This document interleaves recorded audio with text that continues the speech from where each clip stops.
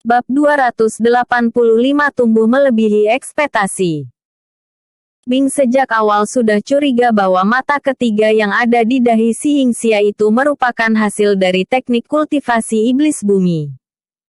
Sekarang dia dapat yakin bahwa si Yingxia memang menggunakannya. Entah dari mana dia mendapatkan kesempatan ini, Bing tidak terlalu peduli. Namun cara kultivasi iblis itu dengan mengambil sisa energi jiwa dan menyerapnya untuk meningkatkan basis kultivasi. Terlebih si Yingxia juga memurnikan darah ular naga dan membuat kekuatan tubuhnya meningkat tajam. Si Yingxia ini sama sekali tidak lemah dan peluangnya tidak kalah hebat dari Xiao Yuan. Setengah iblis atau setengah ras monster. Dia memiliki semuanya di dalam satu tubuh dan jika dibandingkan dengan Cheng Hangji maka si Yingxia ini dapat membunuhnya dengan satu kali gerakan. Semakin banyak jiwa yang dia serap maka akan semakin banyak kekuatan yang dia dapatkan. Jika ini terus berlanjut maka peluang menang Xiao Yuan adalah nol dan si Yingxia akan mencapai tingkatan yang baru. Tubuh si Yingxia mulai membesar dan dipenuhi sisik merah yang keras. Auranya terlihat sangat menakutkan namun Xiao Yuan tidak gentar sedikit pun dan melangkah ke depan. Mereka berdua saling berhadapan dan si Yingxia merasakan tekanan yang luar biasa pada tubuhnya. Darah ular naga merasa ditekan oleh kekuatan dari teknik binatang suci legendaris. Si Yingxia memang unggul namun dia bisa merasakan penindasan yang kuat dari aura Xiao Yuan. Xiao Zheng, Ye Sun dan Tang Ru sangat terkejut melihat level dari kekuatan Xiao Yuan. Jika mereka tahu hal ini sebelumnya mereka tidak akan memasukkan Xiao Yuan dalam pasukan dan membawanya sebagai penyerang utama. Hebat. Sangat hebat. Bocah ini tumbuh ke titik di mana dia melampaui ekspektasi semua orang. Aku khawatir bahkan jika kita bertiga bekerja sama untuk menghadapinya, hasilnya akan tetap sama, kata Xiao Zheng dengan bangga. Mata si Yingxia dan Xiao Yuan saling bertemu. Samar-samar terlihat aliran petir yang saling berbenturan. Sangat menarik, kata si Yingxia dengan senyum seperti iblis. Mari kita akhiri secepatnya. Aura Xiao Yuan meledak dan mendorong si Yingxia ke atas langit. Segera dia membentuk segel di tangannya dan 5 bola api petir emas muncul di belakangnya. Xiao Yuan melambaikan tangannya dan menembak ke arah si Yingxia dengan kekuatan bola api petir emas. Si Yingxia mengangkat tongkatnya dan dinding logam hitam dengan dilapisi yin qi mulai terbentuk. Namun di bawah kekuatan bola api petir emas membuat logam hitam itu hancur. Si Yingxia terpental ke belakang dan membuatnya kehilangan keseimbangan. Xiao Yuan mendesak origin qi miliknya dan melompat ke arah si Yingxia. Tanah yang menjadi pijakannya hancur dan sayap api emas berubah menjadi 2 tangan yang besar. Kecepatannya tidak dapat diikuti oleh mata si Yingxia dan Xiao Yuan meninjunya dengan brutal. Aura membombardir tempat itu dan keganasan pertarungan ini menciptakan daya hancur yang kuat. Darah menyembur dari mulut si Yingxia dan mata ketiganya memancarkan cahaya merah. Xiao Yuan terkena serang telak dan tubuhnya terlempar ke atas langit. Si Yingxia membuka mulutnya dan menyemburkan nafas api ungu yang mengerikan. Xiao Yuan tidak memiliki kesempatan untuk menghindar dan api ungu membakar tubuhnya dan menciptakan lautan api di atas langit. Anak panah hitam keluar dari kobaran api dan memancarkan aura membunuh yang mengerikan. Si Yingxia merasa sedikit gelisah dan meninju anak panah hitam dengan kekuatan penuhnya. Klang! Anak panah hitam itu dihancurkan dan darah mulai menetes di telapak tangan si Yingxia. Kegelapan di bawah kakinya mulai mengurungnya dan dari atas langit Xiao Yuan memegang pedang Dewa Petir. Xiao Yuan turun ke bawah seperti sebuah meteor jatuh dan memusatkan kekuatannya pada ujung pedang miliknya. Si Yingxia mendesak origin qi miliknya dan kubah kegelapan dihancurkan dengan sedikit dorongan auranya. Niat membunuh yang sangat kuat terpancar dari matanya dan segera dia mengangkat tongkat. Sebuah paku hitam besar mulai tercipta dan bergerak langsung ke arah Xiao Yuan. Namun ki pedang yang kuat dan aliran petir emas menghancurkan paku hitam itu dengan sangat mudah. Si Yingxia merasa sedikit panik dan menuangkan origin ki miliknya ke dalam tongkat.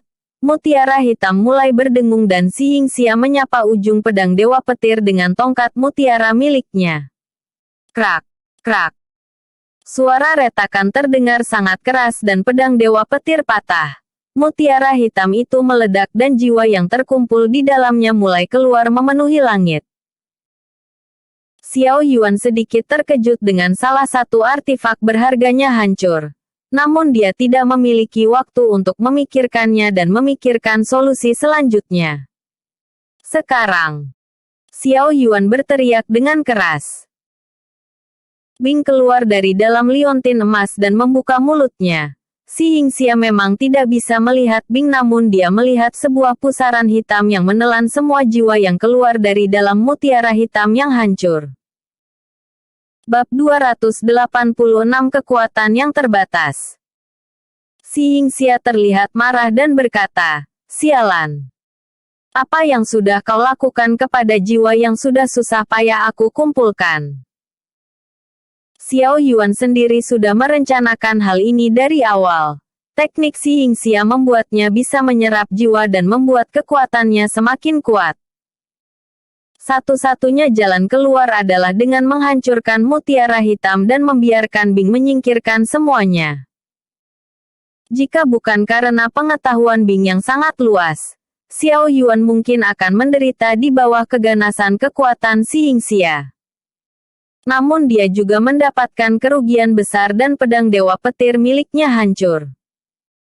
Salah satu artefak berharga miliknya sudah hancur dan Xiao Yuan serasa ingin menangis di dalam hatinya. Matilah. Si Yingxia menusukkan tongkatnya dan sebuah gelombang cahaya ditembakkan dengan aura yang ganas. Gelombang cahaya itu tepat mengenai Xiao Yuan dan membuatnya memuntahkan banyak darah. Xiao Yuan menahan rasa sakitnya yang luar biasa dan tetap maju. Tangannya yang kuat mencengkram kepala Si Yingxia dan membantingnya ke tanah dengan keras.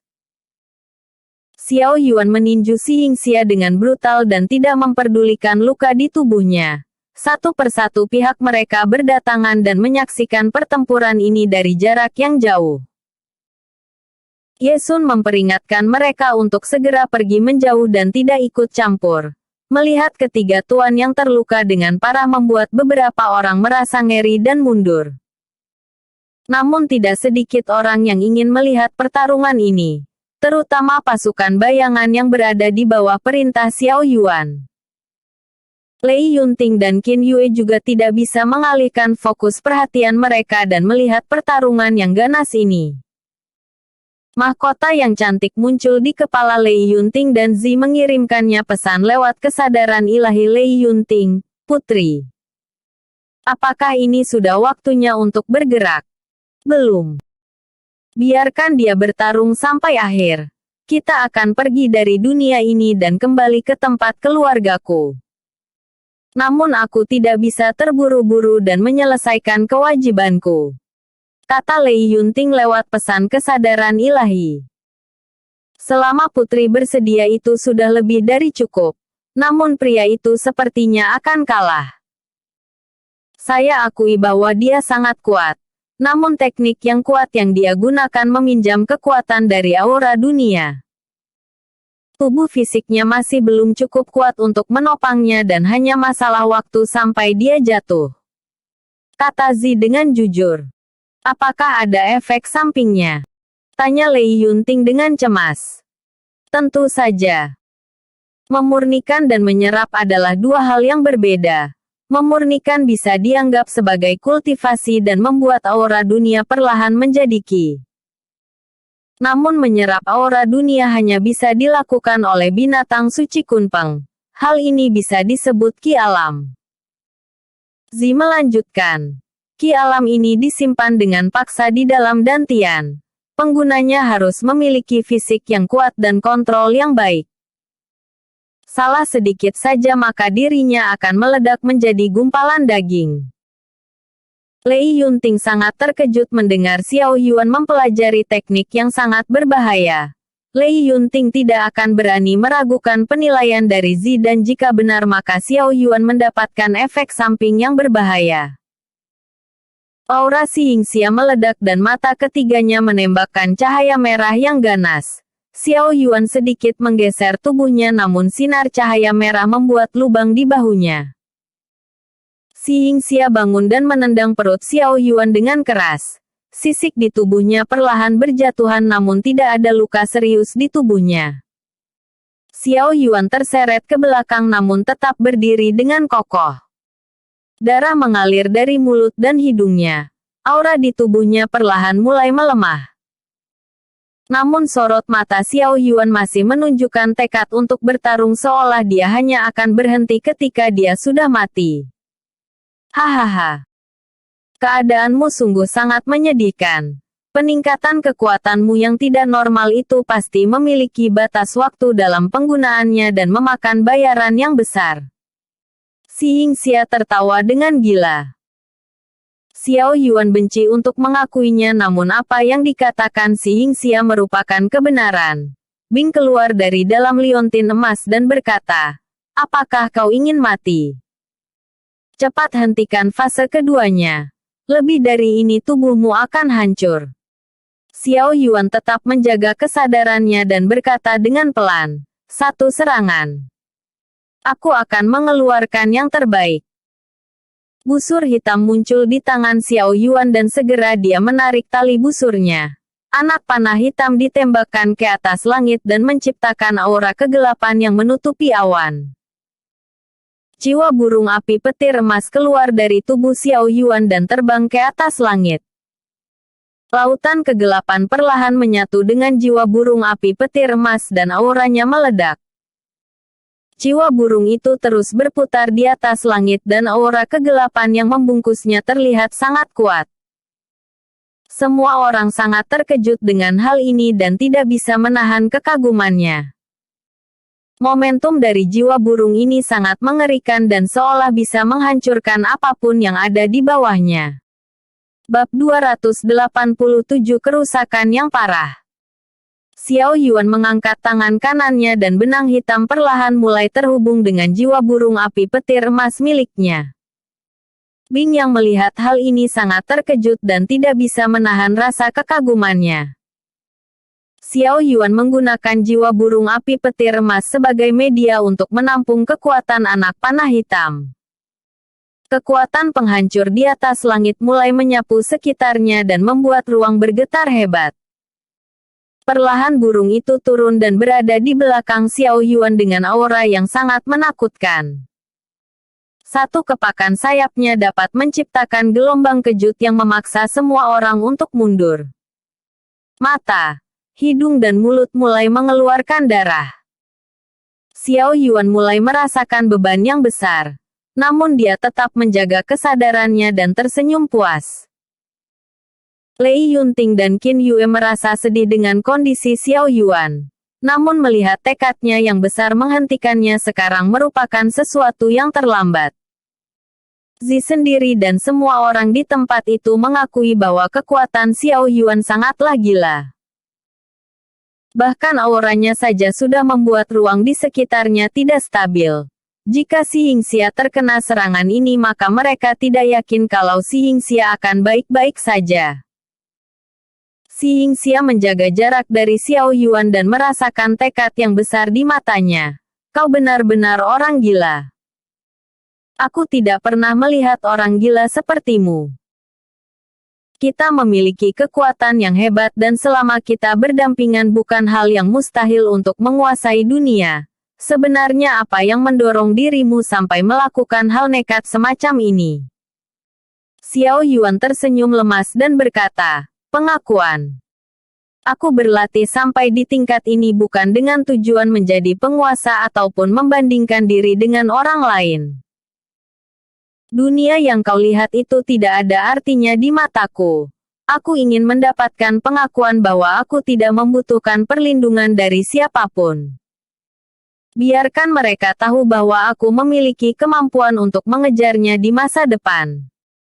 Perkataan Xiao Yuan ini menggerakkan hati semua orang, terutama Ye Lin yang selalu menganggap Xiao Yuan sebagai saingan. Xiao Yuan tidak pernah mengakuinya bukan karena meremehkannya. Namun dia hanya fokus dalam melatih dirinya sendiri dan tidak ingin dibandingkan dengan orang lain. Yin Qi meledak dari tubuh Si Yingxia dan segera dia membuat segel besar. Manik berwarna putih muncul di tangannya dan dia menuangkan origin Qi dalam jumlah yang besar. Lawannya sudah sangat serius dalam menghadapinya dan dia harus menghadapinya dengan seluruh kemampuannya. Walaupun dia bukan orang yang baik namun Si Yingxia juga memiliki kebanggaan sebagai kultivator. Basis kultivasinya jauh lebih tinggi dari Xiao Yuan dan dia akan merasa malu jika lari dari pertarungan. Manik putih di tangannya mulai berdengung dan seekor naga es keluar dari dalam manik dan Yin Qi menyelimuti tubuhnya.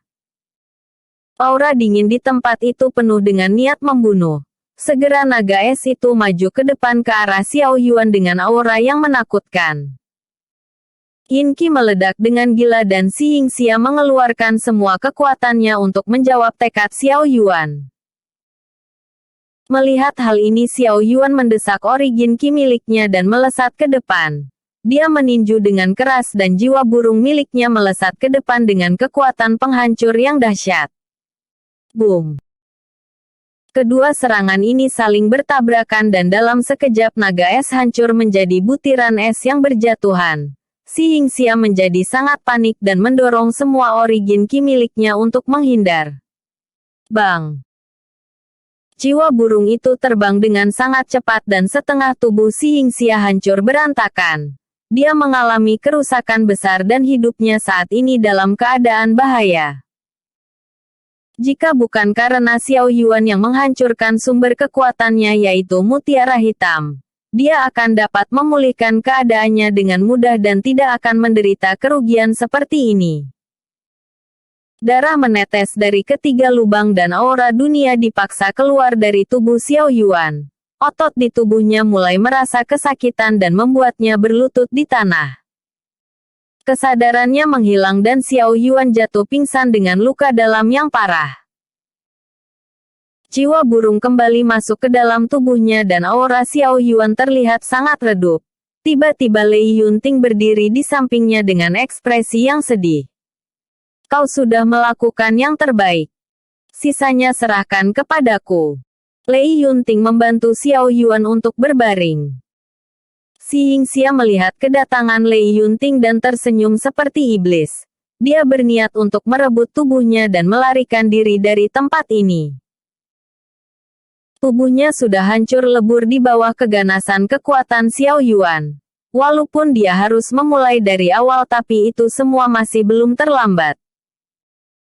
Avatar jiwa Si Yingxia mulai berpisah dari tubuhnya dan melesat ke arah Lei Yunting. Xiao Sheng dan yang lainnya melihat hal ini dan berteriak dengan panik. Namun Zi mengatakan agar Lei Yunting tidak perlu melawan. Membiarkan Si Yingxia masuk ke dalam laut kesadarannya merupakan hal yang bagus dan membunuhnya akan menjadi lebih mudah.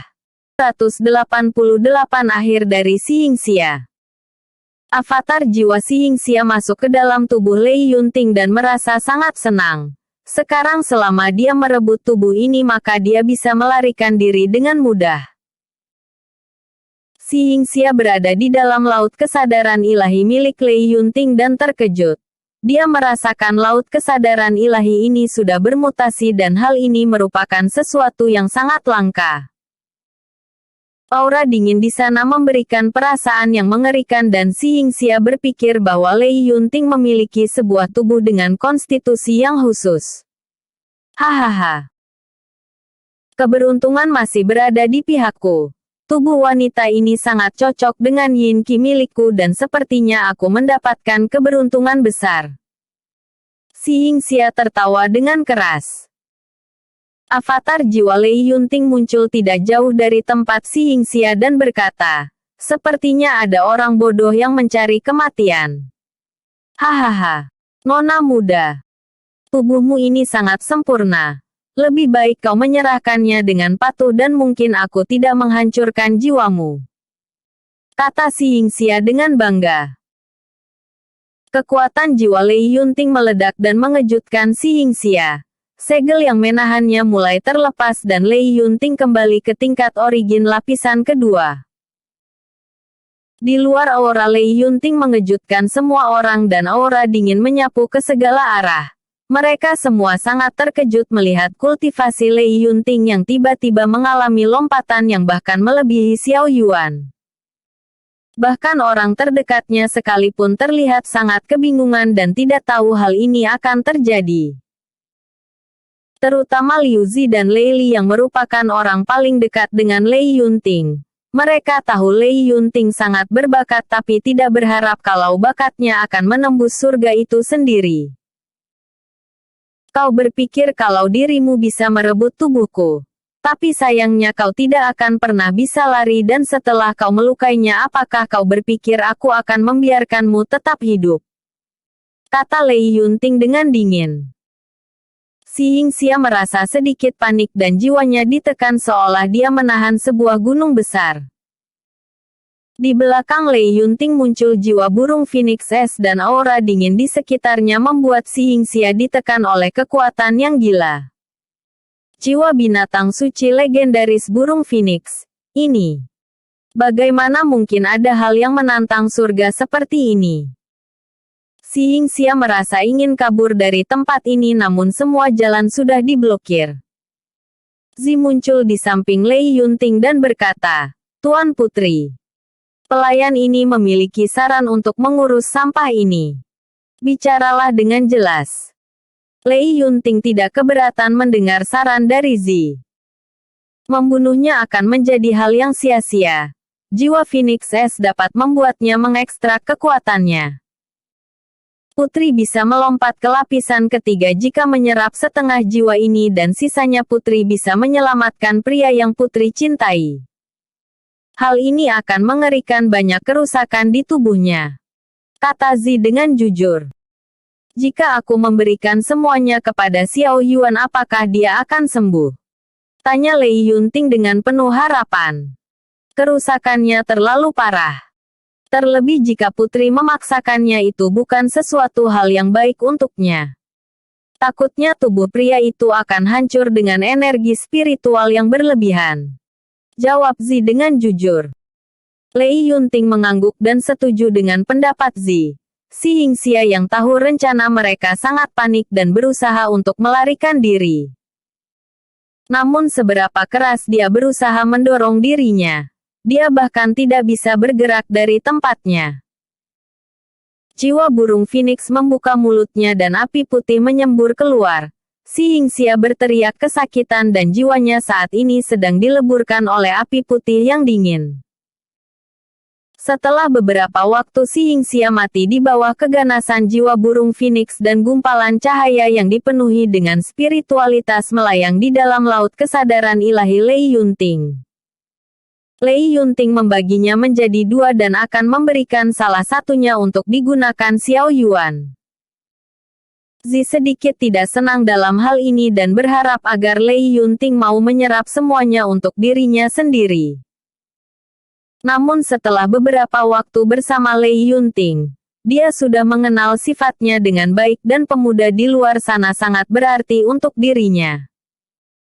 Sifat orang tua dan anak memang tidak jauh berbeda dan ini mengingatkan Zi tentang masa lalu ibu dari Lei Yunting. Perlahan Lei Yunting membuka matanya dan menyentuh dada Xiao Yuan. Dia membantunya untuk menyerap setengah manfaat dari energi spiritual dan bersamaan mereka mulai menyerapnya. Awan petir di atas langit mulai mengamuk dan semua orang tahu bahwa salah satu dari kedua orang ini akan melangkah menuju ke tingkat selanjutnya. Jiwa Phoenix keluar dari dalam tubuh Lei Yunting dan terbang ke atas langit. Tekanan binatang suci legendaris memaksa semua orang untuk berlutut dan aura dingin membombardir ke segala arah. Hampir setengah benua Zien berubah menjadi tempat bersalju. Awan hitam di atas langit dan petir yang menyambar dihancurkan oleh jiwa burung Phoenix dan semua orang dibuat takjub dengan gerakan ini. Episode sebelumnya. Bab 287 Kerusakan yang parah. Episode berikutnya. Bab 289 Menang banyak.